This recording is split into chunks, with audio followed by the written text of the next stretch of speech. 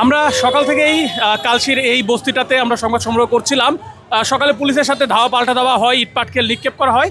তো এক পর্যায়ে প্রত্যেকটা কালশির এই বস্তিতে যারা রয়েছেন বস্তিবাসী, তাদের একটি কথা ছিল যে তাদেরকে কোনো ধরনের নোটিশ দেওয়া হয় নাই, না দিয়ে এসেই ভাঙচুর করা হচ্ছিল। তো তারা সবগুলো তাদের কাছে রিকোয়েস্ট করছিল যাতে তাদেরকে অন্তত 10টা মিনিট হলেও সময় দিতে পারে, যাতে তাদের শেষ সম্বলটুকু সেটি যাতে বের করে নিয়ে আসা হয়। তো আমরা যখন এ নিয়ে এখানে যে দায়িত্ব পালন করছিলেন, সম্ভবত উনি ম্যাজিস্ট্রেট, ওনাকে যখন আমরা প্রশ্ন করলাম যে আপনি কি আগে নোটিশ দিয়েছেন কিনা বা কোনোভাবে আপনারা এদেরকে জানিয়েছেন কিনা বা সময় যে চাচ্ছে সময় দেওয়া যায় কিনা, এই প্রশ্নতে তারা আমাদের উপর ক্ষিপ্ত হয়ে যায় এবং এক পর্যায়ে সাংবাদিকদের উপরে তারা ক্ষিপ্ত হয়ে ধাক্কাধাক্কি করতে থাকে। তারই ফলশ্রুতিতে আমাকে রাস্তায় ফেলে কুকুরের মতো পুলিশের আমাকে পিটিয়েছে, আমার হাতে, মাথায়, এখানে এবং পিঠে আপনারা দেখতে পারবেন যে লাঠি দিয়ে পিটিয়েছে, আমাকে লাথি মেরেছে রাস্তায় ফেলে রেখে। এই হচ্ছে মূল ঘটনা।